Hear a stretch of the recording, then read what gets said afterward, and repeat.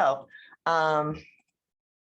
so this talk is about the concept behind my book, Laziness Does Not Exist, and that's the laziness lie, which is this unspoken cultural belief system that's really deeply infused in most workplace cultures. It's really deeply embedded in academia, and it just has very deep roots in kind of American history. And we'll talk about all that in a second, and just how that kind of impacts our work lives, our academic and professional lives, and kind of just our outlook on measuring human worth in general.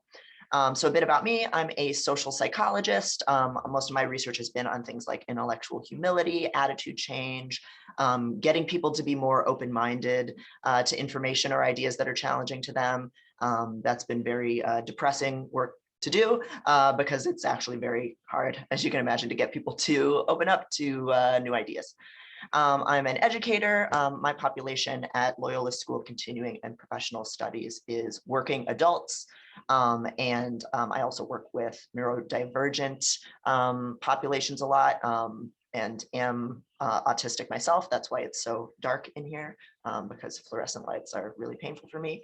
Again, I'm the author of Laziness Does Not Exist. I do a lot of activism around a variety of different things, but things like abolition, unionization efforts at college and university campuses, education reform in terms of like funding and like public schools, LGBTQ rights, all kinds of stuff. And I'm non-binary and use they, them pronouns. Okay, so my book and this whole framework behind this talk is really about interrogating a cultural belief system that I call the laziness lie. And the laziness lie has three kind of major tenets or implicit beliefs that if you've been exposed to the Protestant work ethic in American culture, which if you're here, you certainly have been, you have probably absorbed these messages passively for a very long time. And the three tenets of the laziness lie are: one, that your worth is determined by your productivity. The second tenet is that you can't trust your own needs and limitations, or really any feelings of tiredness or frustration that would be a barrier to that productivity that is so important in our culture. And then the final tenet of the laziness lie is that there is always more that you could be doing. So even if you are really high achieving at work, maybe you're letting down people in your family, quote unquote, maybe you're not exercising enough or doing enough activism in your community, maybe your house doesn't look right, maybe you don't have the right kind of body. There's an endless litany of things you're supposed to be working hard at and feeling bad about failing at, basically. So where does the laziness lie come from? So we can track the word lazy and just really use that to understand a little bit about why we use the word lazy at all in the first place, and then how it kind of became such an important cultural force. The word lazy comes from two root words, the Middle Low German Lässig for feeble or weak, and the Old English lesu for false or evil. And if you look at those two roots, the fact that when we're calling someone lazy or calling ourselves lazy, we're both saying someone is weak and that weakness somehow makes them evil, which, if you think about it for even a moment, it doesn't really make sense to have this double speak going on where you're both saying this person needs help, this person is, incapable right now of executing a task, but because they lack that ability, it somehow makes them a bad person. Like, those two things can't actually logically be true at the same time, and yet we have it so deeply drilled into us that lacking motivation makes you a bad person that we just offhandedly say that. We say that about our students, we say that about ourselves. Anytime someone fails to meet a goal and we're disappointed in them, lazy is kind of the framework and the word that we reach for, even though it doesn't really make sense. The laziness lie, these kind of three tenets that I've just spoken about, in American history have a really insidious origin point. So the Puritans were religious extremists who came over to the currently then being colonized United States or Turtle Island. And they had a very particular view of human nature. They believed that if you were very hard driving and accomplished and motivated, that was a sign you had already been chosen for heaven. It wasn't about earning your way into heaven. Puritans really believed if you were motivated, that meant you were already saved.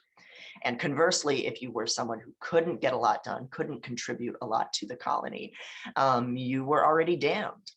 So it was a very victim blaming kind of ideology where if someone struggled and couldn't quote unquote pull their weight for whatever reason, you didn't have to really worry about them or extend them compassion because they were already a horrible, evil person in their view. This was a really useful ideology in the colonized United States because, of course, the country was built by enslaved labor and indentured servitude. And if you have people who are being forced to work for no benefit to themselves and being given no, human rights or dignity, there is a lot of ideological work that you have to do to justify doing something that horrible. And so a lot of writing and political cartoons and kind of early race science of that time really hinged on this idea that there are just certain people and certain kinds of people who are lazy and do not have that drive to succeed. And so they actually benefit from being enslaved and they need that structure imposed on them. And that's really what a lot of writing at that time in Europe and the United States really did to kind of justify enslavement. And it certainly didn't go away after abolition. It just changed shape a little bit. So after abolition of slavery in the late 1800s, a lot of political cartoons around that time that were resistant to reparations basically just tried to convince poor working class whites that they shouldn't want their tax money to go to freed Black people because they were just lazy and looking for a handout. And I think we all know that cultural message because we've seen it in more recent years. That was the ideology that during the 80s was used by conservatives to kind of deny and to have cuts to welfare benefits and benefits for single parents. It's an ideology that we see, in the UK when they had huge cuts to their disability benefits a few years ago. This idea that certain people, usually the most marginalized people in society, are just lazy fakers who are trying to get a handout. And so we need to force them to work by not taking care of them. It's just a really, really deeply embedded ideology in our culture. And it just traces back to that Christian religious extremism and anti-Blackness.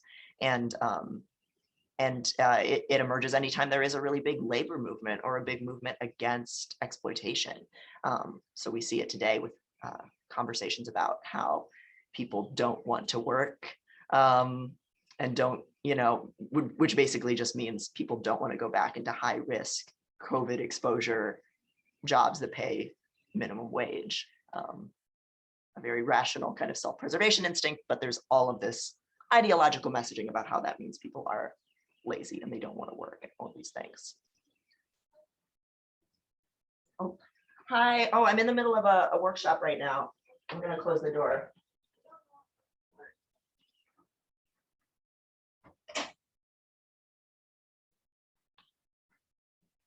Sorry, everyone. It's so rare that somebody comes up here, so it was surprising.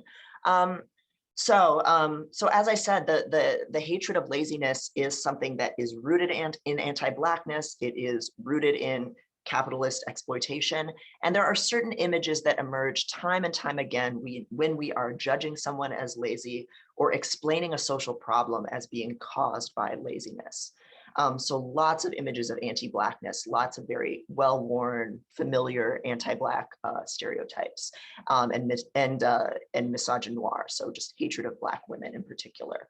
When we are or culturally kind of talking about laziness, we often see very fat phobic images emerging. So you see that in a lot of political cartoons and political messaging.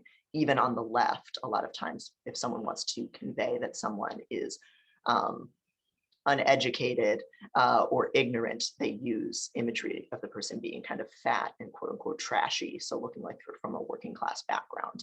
And that often dovetails with a lot of really racist imagery as well. There's a ton of ableism, as I've already kind of touched on briefly, embedded in all of this. The idea that if someone can't get out of bed, can't work, lacks some kind of physical capacity, that means they're less than human. That is something that emerges time and time again as well when we are talking about these things politically.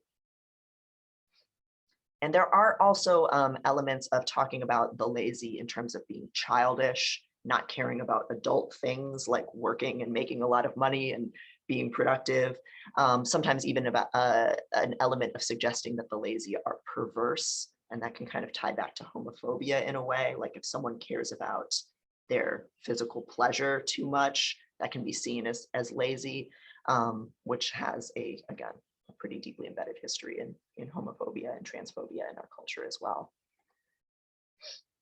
So one thing I was asked to touch on for today is how the laziness lie impacts LGBTQ people in particular.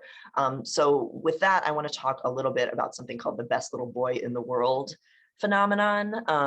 And the best little boy in the world is this book from the 70s by this author, Andrew Tobias, who was a really kind of like successful Wall Street guy who was he was closeted and he was gay, and he wrote this tell-all memoir about being a closeted gay, like finance bro in the 70s. And he wrote it under a pseudonym. And in that book, he really talked about how his way of coping with homophobia and being in the closet was he decided he was going to be the best little boy in the world, the most accomplished, impressive, conventionally successful, inoffensive young man he could possibly be. And this is something that a lot of, in particular, white gay people go for. We kind of think that we can earn our way into being accepted in a society that otherwise would not have us by assimilating, looking exactly correct, checking off all of society's little boxes, being a virtuous little worker bee, and trying to attain acceptance through overwork, achievement, and conformity, and hiding anything about ourselves that gets in the way of being a productive professional. This is something that a variety of marginalized people experience, that pressure to assimilate, to hide your culture, to hide your hair texture that's natural, to dress in a way that is like very kind of Western European influenced. But this is just one particular kind of way that it can look for queer people in particular. But really, the pressure and the expectation is sometimes just made explicit in the workplace for a lot of people. You're told that you're being too much, or that you look unprofessional if you're letting any of your actual humanity or queerness or culture show. One person who's written about this particular element and really interrogating what does professionalism actually mean, and is it a helpful concept or is it an oppressive one, is the writer Jacob Tobias. And this is an essay they wrote for HuffPost many years ago now, but I just am constantly returning to it, Why I'm Genderqueer, Professional, and Unafraid. And here they just talk about how professionalism masquerades as a neutral expectation, but a lot of the things that we call professional are very racist, sexist, homophobic, transphobic, classist, imperialist, and ableist. And I would also throw fatphobic in there as well. The idea that you have to dress in a certain way that is as conformist as possible, usually very binary gendered, and that somehow is professional. That erasure of your selfhood is a really toxic kind of expectation that really is soul crushing for a lot of queer people.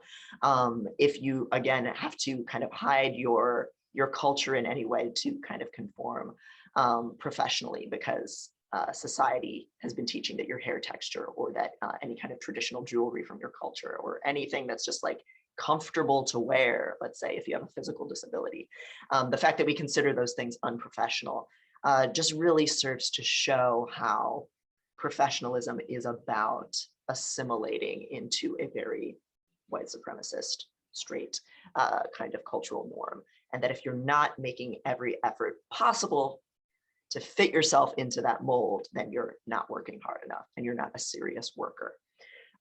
So that's just another particularly pernicious and subtle way that the laziness lie emerges. And I think we can certainly also see elements of it in terms of what we consider professional conduct to be. If you let any emotion show, that's a barrier to productivity. So how dare you do that? If you speak to instances of discrimination and prejudice that are happening, you're distracting from the workday. And that's unprofessional, all of these other problems.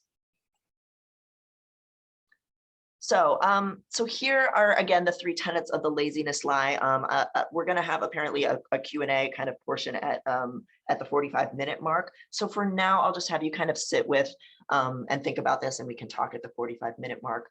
But think about some of the ways in which the laziness lie shows up in your own life, or shows up in your own professional practices, or expectations placed on you. So ways in which you operate as if your worth is determined by your productivity, that you can't trust your needs and limitations, and that there's always more that you could be doing. So I've been talking about ways in which laziness is a lie. So why is it a lie? Why is this fear of not being motivated rooted in just pure ideology and not really evidence-based? Well, the first thing we can look at is what the industrial organizational literature has to say on this subject. And we know from decades of industrial organizational psychological research at this point that the work expectations that we place on the typical American worker is not evidence-based. So across a variety of industries and fields, a variety of different skill sets, we know that nobody actually works 8 hours a day. You can bring people into the office and you can expect them to work that long, but that is not what they're doing.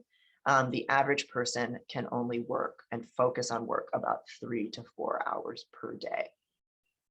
And if you expect them to do more work than that, you'll get people trying to force themselves to work. You'll get people trying to focus and push themselves beyond their limit, but you're going to really get diminishing returns. We're not machines. We are really not built cognitively to be alone focusing on work tasks for an extended period of time. And things like rest, imagination, socializing, screwing around, organizing, the pencils in your desk drawer, all of those things, wasting time, quote unquote, having a sense of play. These are all really basic psychological human needs. We also know from industrial organizational research that flexible hours, so letting people set their own work schedules and focusing on their outcomes and goals rather than how many hours they're spending is a far more sustainable and productive approach to work. So work smart rather than work hard. Letting people leave when they're done for the day. Again, the data is really consistent. People can get a lot done in those 3 to 4 hours per day that they're productive. And after that, it's really diminishing returns. So if you just let people kind of figure out how they want to spend their own time and give them autonomy in executing their goals, they tend to be far happier, healthier, and they are more productive. But perhaps more importantly than that, it's just a more humane, psychologically sustainable approach. Same thing with shorter workdays for all the reasons I just described. Shorter workdays lead to people with far better health outcomes, mental health outcomes, and there's just more sustainability, less burnout, less turnover, and more psychological investment in the work that people are doing. And as I already mentioned, giving people autonomy over their roles and schedules and how they're going to go about executing a task pays really immense dividends and keeps people more likely to be motivated in the work they're doing because they feel that sense of trust. And this is true if you're a faculty member thinking about your own work and your labs and work teams, but also thinking about your students. When you give people trust to set their own priorities and do things in their way, and see yourself as a support person rather than a micromanager or a source of control, people tend to do far better and be more intrinsically motivated. Despite mountains of evidence showing that this is the case, most workplaces and most academic departments just lack these things. So then the question becomes why? If we know that this kind of more gentle, flexible approach where we trust people to be competent works better, why don't we do it? And I think it is pure ideology. I think it's because we have been taught to believe that certain people are lazy and need to be forced to work. And I think also because academia and most workplaces are very hierarchical institutions, we are taught to think in terms of control and needing to control people. So if you believe that laziness is a thing, that there's some slothful, evil, weak side inside of all of us that makes us not motivated, and that we constantly have to be rushing against that force inside of us and constantly striving to do more. If you believe that, you'll ignore a lot of evidence to the contrary, and it's very hard to recognize that people actually are pretty intrinsically motivated and can be trusted. And so we internalize this belief that we need to place firm restrictions and kind of control ourselves and control others, because deep down there's this lazy force inside of us, and we have to beat it away and force ourselves to be productive, even when it isn't working for us. Yet, despite all of this, there is, again, really robust evidence that humans have a fundamental psychological need to be productive, creative, and useful. The author Rebecca Solnit talks about this, the human need to feel needed. In times of disaster, she writes about this in her book, A Paradise Built in Hell. It's a profile of all of these natural disasters throughout history. When bad things happen, the vast majority of humans rush towards the danger, either literally or figuratively. They're trying to get food to people. They're trying to help dig people out of the rubble. They are joining up with their community members and providing emotional support. People want to feel needed, and people want to feel like they're doing something that matters in life. And they will go after that, even when it's really costly to do so. So the idea that people are all actually deep down lazy and we need to force them to work is just not in line with anything that we know anthropologically or sociologically. And so we don't need to kind of force people to be productive in this way. So given that laziness and the fear of laziness is this force that really hangs over us, and is something that most people do internalize really deeply, what does getting out from under it look like in professional settings and in academic settings? So some of the answers here are basically the flip side of the problem that I've already talked about. So people need autonomy and human dignity. It generally benefits people to focus more on the quality of what they're doing and what they really find motivating and aligned with their values as a person, rather than, am I working long enough hours? Am I being a good enough little virtuous worker bee? And then finally, finding ways to break out of the work-life interference loop, because particularly in the post-COVID, not in the sense that it's over, but in the sense that, it's happened, in the post-COVID era, it's harder and harder to break out and draw a clear delineation between work and life. It was already hard before the pandemic because of digital work tools and Slack and email and things like that, but it's only gotten worse. So finding ways to break out of that is really essential.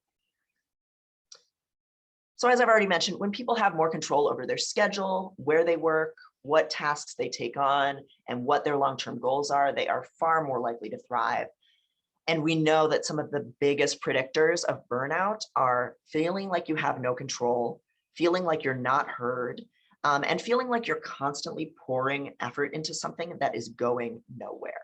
So if your work never feels rewarding, and if it never feels like it ends, people tend to develop really intense burnout, depression, compassion fatigue, That's a big part of burnout that people often don't realize. It's actually harder to empathize with other people and to care about anything. When you're burnt out, it's kind of an emotional death for a while. And these things happen when people are overworked and feel underappreciated.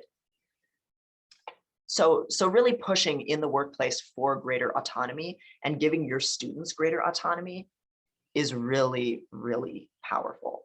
That doesn't mean, there are never any deadlines or never any structures, but that means thinking about structures as a framework for supporting people in meeting the goals that actually matter to them and that align with their values. So there's not rules and structure as a way of controlling and manipulating people to do what you want them to do, but rather from the ground up, figuring out what matters to someone, where they want to go in their work, what they care about, and providing them the scaffolding and the kind of just environment to develop those things that they want out of their life. The second kind of step for kind of resisting the laziness lie in professional settings is focusing on quality and what matters to you and what your values are, rather than, oh, I spent this many hours working on this thing. In academia, we have perhaps one of the worst busy bragging cultures around. People really think that they need to prove their virtue by talking about how late they were up studying, how many weekends and evenings they spent working on a journal article in addition to their regular teaching load. And it's really a really damaging cultural norm where people constantly feel inadequate, constantly feel like they have to be doing more, and are constantly policing themselves and each other. So in students that you're working with or colleagues that you're working with, letting go of that competitive urge to show that you're working the hardest, that you're the best little boy in the world, can be so immensely helpful. This is something that definitely as an educator, I have to help students unlearn, because when a student is struggling, they'll often come to me and say, I'm really having a hard time in stats and I don't know what more I could be doing because I'm reading all night long. I have my head in a book constantly. And they're trying to prove to me that they're working hard enough. And that usually is when I need to step back and say to them, okay, but how are you studying? Are you well rested? Have you eaten? Are you just staring at a book for hours because you think that's what you should be doing and making yourself super anxious and distracted? I'd much rather have you do really focused, targeted studying for an hour and then go live your life than spend 8 hours punishing yourself. So thinking about what you can streamline, how you can work smart versus hard is really, really essential here. And it's something that we don't train people to think about in academia. So really thinking about what's the most important work task for you and how am I going to actually accomplish that thing and what can I let go of to make time for that thing that matters to me is also really important. Again, these are questions you can both think of in terms of your own work and in terms of classes and mentorship that you do. What are you doing that's just busy work? Or what are you asking your students to do that's just busy work? And what can you streamline or deprioritize? Are there ways in which your organizational culture can shift away from being, 9 to 5 focused or, busy bragging focused and towards outcomes and goals that are actually meaningful, that people really have buy-in on, that they're saying, yeah, I actually am doing this research because I care about it and I want to see it be the best version of itself rather than the version of itself that gets done the fastest and published the soonest. And what are tasks and obligations you can just let go of? One of really like the main pieces of advice that I have in my book is to just assume that your current workload is already your maximum. And if you feel like you're not doing enough, that always means that you're doing too much and that your to-do list is way too long, almost invariably. So what are you going to cut back on to free up time to do the things that you actually care about? And what are you going to cut from your classes potentially to highlight and draw more focus towards the things that really matter in your classes? The final kind of big breaking out of the laziness lie in work piece that I want to talk about is the work-life interference loop. So even before the pandemic, this was a really big problem. People have been spending longer and longer hours working, as we've had more and more tools that supposedly were designed to make life more convenient. So you can email at any time of day, you can be on Slack or Microsoft Teams at any hour of the day. And those constant notifications mean there's a constant pressure to look like you're working hard enough and to respond quickly. And this has only gotten worse during the pandemic. A lot of business leaders were really worried because I think of the laziness lie and our belief system as a culture, that when the pandemic happened, people would slack off because they were working from home. And in fact, what we found is the complete opposite. Productivity went up about 40% during the pandemic. And I'll send these slides out after today so you can click on all of the sources and links and read stuff. But people became more productive when they didn't have a commute to worry about, when they didn't have any pointless meetings, in-person meetings to worry about, and all of just the kind of distractions and time waste of going into an office and all of those things. And yet most organizations want to push everyone to go back to the office now, even though for a lot of people, work from home has been much more gentle and offered some of us that autonomy and flexibility that we really crave, and that research shows is really good for people.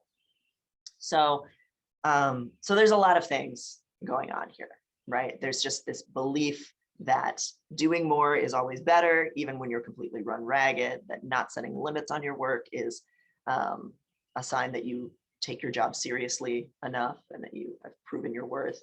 And also there's just this idea that that you can't trust people to kind of work on their own schedule at home. And we know that when people don't detach, when they're just constantly plugged in and constantly getting work notifications and they don't step away from work at the end of their workday, you tend to see information overload. It makes it difficult for people to process information. It makes people worse at scrutinizing misinformation. So you're just easier to scam and easier to you're more prone to believing like fake news or just kind of like making cognitive errors if you're constantly consuming information and you don't have time to disengage from it and daydream and take breaks. When people are overloaded in this way, they have reduced working memory. They're less able to store the information that they do encounter in their long-term memory.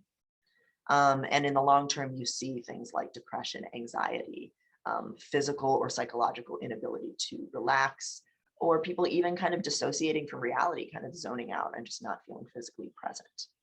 And I think that's something we all know pretty well, that feeling of just not feeling real and kind of depersonalized, because I think the pandemic has just meant for us, for a lot of us, that we've been spending hours and hours in front of a screen without really being in contact with physical reality.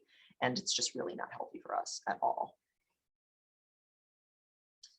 In terms of breaking free of this element, this work-life interference loop, there are a lot of individual things a person can do, but only if their organizational culture actually is welcoming to it, right?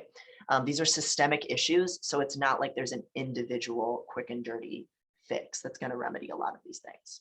So yes, in every phone, whether it's Android or iPhone, there are settings built into it that you can use that put blocks on certain apps. So you can, tell your phone, don't let me open Slack or don't let me open Gmail after 6 p.m. every day.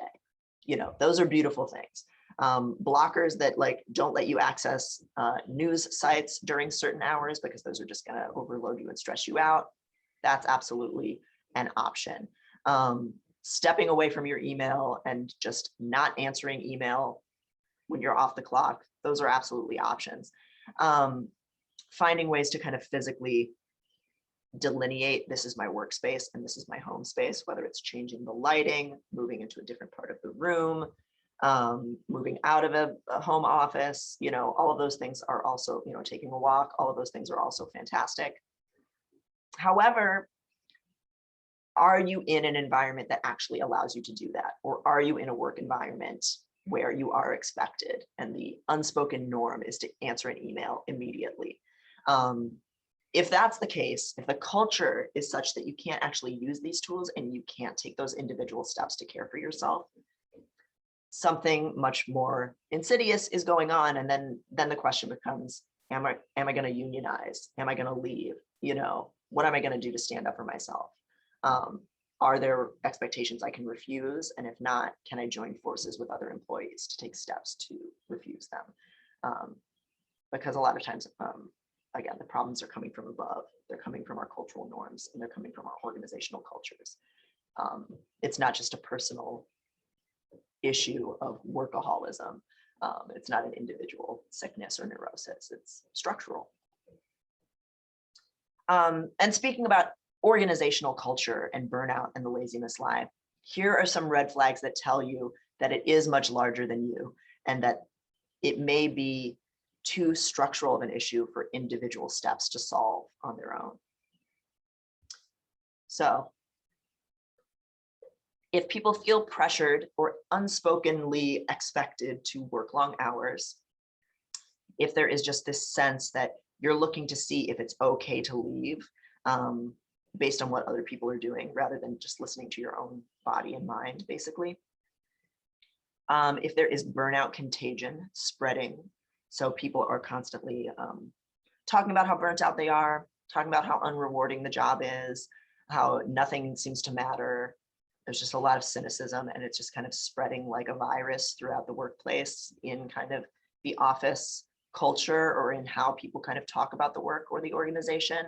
That tells you that you are not in an environment that's allowing you to thrive. If suffering for the job is something considered virtuous, if being tired is seen as a good thing, if skipping lunch is seen as a good thing, if people feel the need to explain using their vacation days, or they feel like they have to apologize to other people for taking time off because it creates problems for other people, that tells you institutionally the organization has been set up in a way that discourages people actually taking care of themselves, and it's making you feel like a bad person for taking care of yourself. If looking like you're working hard matters more than the actual outcomes or the quality of the work, that's also a big red flag. So if someone's getting things done that they need to get done, it shouldn't matter when they leave or when they're, available. Barring like showing up to meetings that are essential and obviously being, present for people you need to be present for. But if the appearance of productivity is valued over how someone actually works, that's an issue. Same thing with like being obsessed with professionalism. If looking and comporting yourself in a very narrow, rigid kind of way is more important than what they're actually bringing to the table. That's also a red flag. People are afraid to use their sick days and vacation time. Already talked about that a little bit.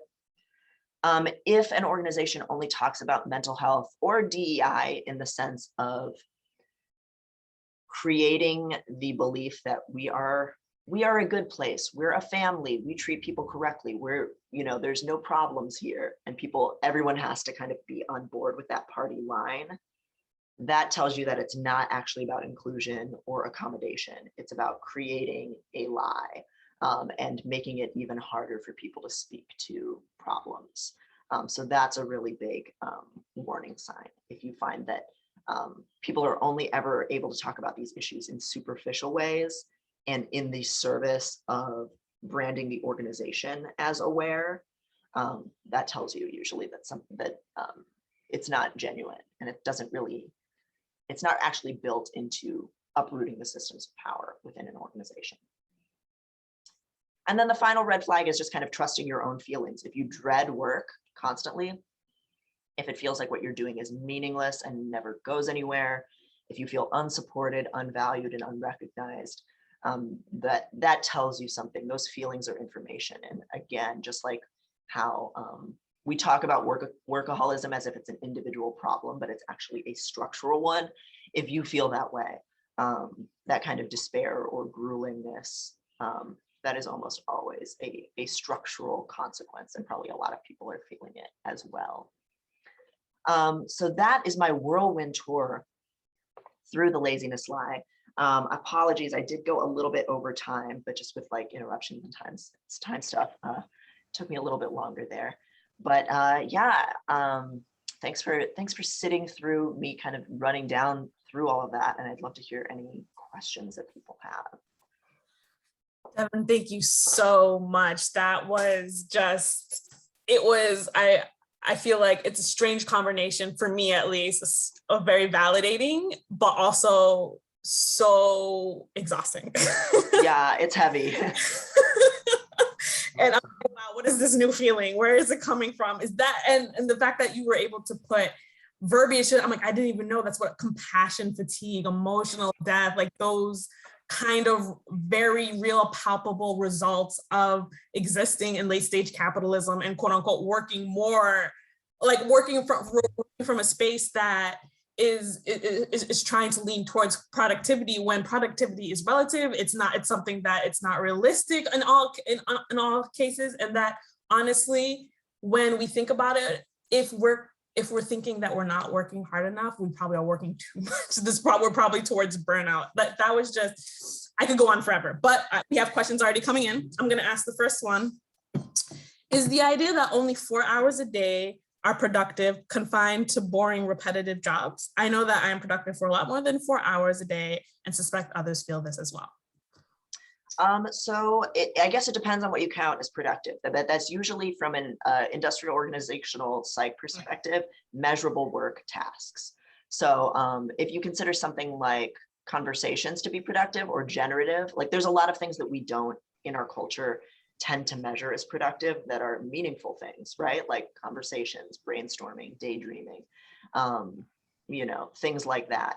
But if generally speaking, if it comes down to executing measurable work tasks, you might be working longer than 4 hours per day, but a lot of that time you're not actually working, or you're not or what you're doing. If you're constantly pushing yourself to do more than that 4 hours per day, it's odds are not sustainable for you long term.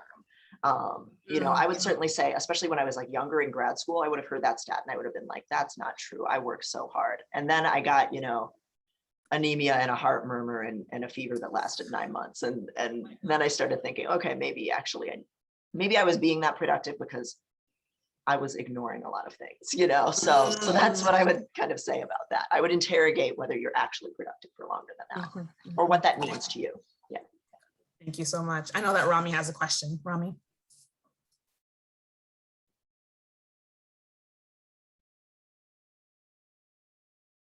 While Rami's thinking of that question, I'll ask the next one. Can you talk about how the laziness lies reflected in society's expectations of motherhood and caregiving for elderly relatives? Yes, absolutely. So I have a whole chapter of this in the book, but we really devalue any kind of labor that is emotional, generative, relational, something that doesn't deliver something that turns a profit. And so that means traditionally women and people who have taken on a lot of caregiving responsibilities in their families and communities, they don't have enough resources, they don't have enough power, and that's just seen as an unspoken thing that you're just supposed to do. There's a lot of talk in the literature about like the second shift, right? This expectation that working women, they work a full-time job and then they get home and they're the one that's expected to feed the baby, do the dishes, keep track of who needs to have a birthday card sent to them, all of these kind of emotional, relational obligations. And it's just seen as this is just what you're supposed to do. And it's not sustainable. It really is not sustainable for someone to work this already oversized workload expectation. We're already expecting people at work to do more than they really can do, baseline. And then on top of that, to have tons of expectations of flawlessly doing childcare, being the perfect parent, the perfect housekeeper. It's just completely impossible. And it also means that when people do try to reconcile that by hiring childcare or hiring a cleaner in their home, it's almost always women of color who aren't getting paid anywhere near enough for that work. So yeah, we could go on about the implications of it forever. It's immense. Yeah. Thank you so much, Rami. Yes, thank you so much for everything that you had shared. I think these are very critical conversations to have, not only about understanding and recognizing the systemic and structural impacts that this has, but also honestly, as we're kind of shifting into this new stage of moving, hopefully past the pandemic soon, recognizing what really like work-life harmony and really centering our mental health actually look like. And I guess the question that I really have for you, especially I know we encounter this on the DI team as a two-person team that often are very, very overworked. How do you engage and have conversations with other colleagues when there is that competitive culture that often exists around work, and when you do openly share with others that you are, overworked and busy and are looking to take things off your plate in a way where that can resonate with other individuals, and also being intentional and also centering their mental health as well? So the first thing I would say is you are not in control of how anyone else reacts or feels about this stuff. A lot of people are not ready to kind of break through and question this value system. And so you have to really think about what is the temperature of the room where I am, what can I get away with, and what will I need to kind of lie, cheat, and steal to get away with to take care of myself, depending on the organization that you're at. Because a lot of organizations, people can't actually be honest and say they're only working 3 hours per day. So you have to actually create the illusion that you're working 8 hours per day, which is what we're all doing anyway. But in order to take care of yourself, you actually break some of the rules, because the rules were created by a exploitative white supremacist system. So that's the first thing I would say, is just like really taking stock of who you work with, who has power over you, and what the consequences would be if you were actually honest about your needs. Because unfortunately, just as a neurodivergent person in academia, my experience has usually been that when you're honest, you get penalized for that. And I certainly know from faculty of color that I've worked with, it's even more so true for them, that when they say that they're overloaded and they can't take on another meeting, another DEI committee, because of course those expectations fall on people of color the most, service expectations. A lot of times when you're honest and you say you're overwhelmed, people treat you differently and look at you differently. So I just want to first acknowledge that, because I don't, a lot of times we talk about this stuff as if the answer is just having good self-advocacy skills and having the right script for saying no. And it's not the case. These are structural problems, so they can't be solved through individual solutions alone. So then it really becomes, who do you trust in your workplace? Who can you be honest with? Who has power over you that you do not trust? And what can you do to eke out an existence for yourself that you can really live with? And is that even possible at the organization that you're at? I think when it comes to people who are working in DEI, I think it's absolutely crucial to really just name what is happening, because anytime an organization has a problem and they get blowback for something racist that happened, or something ableist that happened, or something that's happening out in the world, people who work in DEI and marginalized faculty are expected to fix the problem while also being the people who are the victims of that problem the most. And it's not right. So being able to just name that you're being expected to do too much, and that it's unsustainable, or that the goals that are being passed down to you from above sometimes aren't necessarily actually motivated by justice, but are motivated by keeping up appearances. Like, that's a really hard thing to be able to articulate, and sometimes you can't. But I think, I don't know, I just want to name that those are really massive forces in the work that you are doing, as someone who has seen it in the work that I do at the university that I'm at, and finding ways to kind of navigate that. And I think the first step is really realizing that it is that unfair, and thinking strategically about what can I do to kind of break out of these norms. Thank you so much. Thank you. All right, that was a long rant, but no, it was one I could listen all day, honestly. Like, please continue to rant. The next thing I think a lot of us are curious about, and it touches a little bit on the next questions that we have, is I know that you mentioned that in terms of tangible first steps, advocacy, even though it seems like the most obvious answer, might not, because structurally that might not necessarily be enough, right? It might not be enough to just to be able to advocate for yourself. But just for the time being, where it feels like existing in late stage capitalism is like a trap door, where it feels like there's just too much work to really assess which direction to go. Do you have any tangible first steps or maybe a structure of a business plan that you could help formulate for people who want to advocate for themselves to their supervisors? I know that you mentioned a little bit ways that supervisors could maybe structure deadlines to support their those they supervise a little bit better, but what are some ways if maybe you're someone who doesn't supervise others and wants to advocate for yourself, but also in a way that isn't, one, demeaning your work, two, not kind of, as you mentioned, not pressuring your livelihood, right? In a way, while feeling vulnerable to say like, I'm just burnt out, things like that. Like, what are the kind of tangible first steps, or maybe what is the way to convince who you think? What is the strategy you take when you're in the office with your boss and you want to pose like, what if we tried shifting our culture in a way that might be beneficial, not just for me, but for everyone in the department? What kind of, how would you formulate a conversation like that? I know it's big, it's a lot. Let me know if I need to repeat. Yeah. So I have like a whole chapter of exercises on this in the book, but here's the like big takeaway points. The first thing is share the science on this stuff. The science is so robust that giving people flexibility and autonomy helps, that having shorter work days helps, that people can only be productive for 3 to 4 hours per day. Talk about the science, share it with other people, talk with your coworkers and people that you work with to start raising awareness of this as a phenomenon, and to also validate people's frustrations. Notice when, for example, if someone leaves the organization, instead of replacing them, their obligations are just dumped onto other people. And so people are doing more work for less. Find ways that you can begin to name what is happening and kind of build awareness of what we really know about the data, so that people are having these conversations and start kind of planting the seeds for kind of a long-term shift. When it comes to interacting with a supervisor, one thing that is really crucial that I talk about is making sure you are actually getting credit for everything that you're doing. Almost no one professionally is getting full credit, because people discount a lot of things that they're doing as, oh, this was just I was just covering this for someone. This was just a quick email.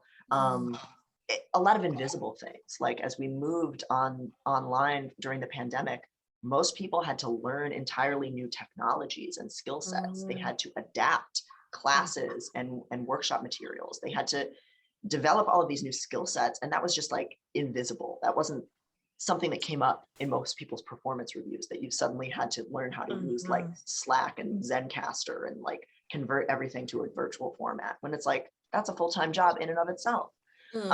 So making sure that you are really highlighting and overstating, because I say overstating because most people are going to undervalue their own effort. So just overcorrect for that by really saying, I worked on this, it took this long, it had this huge impact. Little things that are not a formal part of your role, but end up being a part of your role anyway, like helping mentor other people. Write that down in your performance review. You mentored other people. You learned this new programming language. You did XYZ.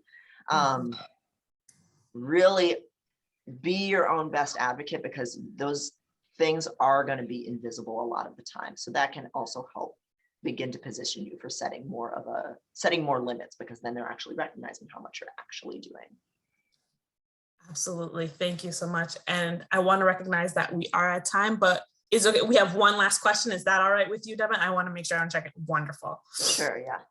The last question we have is, while there are tools and mechanisms to improve work-life balance, how often are they used and applied effectively, especially in the US? And I'm thinking about everything that you just mentioned. Sometimes it's hard to do that, especially if you've grown up in an environment where there was trauma, and that you developed like a people-pleasing kind of complex. And so it's difficult for you to center yourself, especially when it comes to overproductivity, like everything you mentioned. It feels difficult to say no. It feels like a direct hit to your livelihood to say no. So back to the question, how often do you think these strategies in implementing work-life balance are actually effectively utilized and implemented?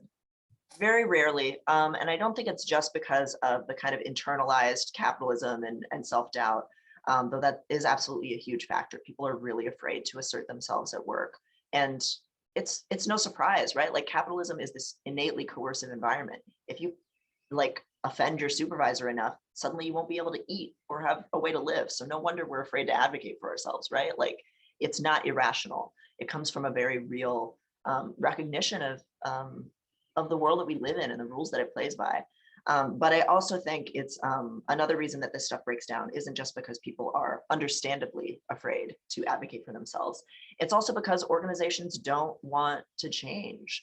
As I touched on in the talk, we have a lot of robust evidence that work from home and flex time and flex scheduling is really good for people. And despite that, most organizations want to return to the office. They want to return to the 9 to 5. They want to make people dress professionally again. And it's because they want control over people. They want to be able to act like they own their employees during the hours that those employees are there. And that's because of the laziness lie and white supremacy and all of these really deeply entrenched things. So there is a lot going on here. And I hate to be like doom and gloom about it, but I think it can be validating to say, it's not your fault if you feel like you've tried everything and you've said everything perfectly and it's still not working. It's not something that individual steps alone can do. And so that's why I think often things like unionizing and building up power collectively, or, you know, we're in a period that's now being called the mass resignation, right? We're in a really powerful labor movement for like the first time in my lifetime. Like people are just refusing. And I think that's something that we really need to start thinking about, because a lot of us have power that we've never had before to refuse. But we have to do it together, I think, because it is, it's too scary and it's too vulnerable to do it alone a lot of the time. Devon, I cannot thank you enough for this incredible gift that you've given to the university. I know a lot of people have more questions, but we are at time. We're, as I mentioned at the beginning, and with all Great Minds Brave Spaces, we will have this posted on the Great Minds Brave Spaces YouTube channel, and I'm providing all the links once again here.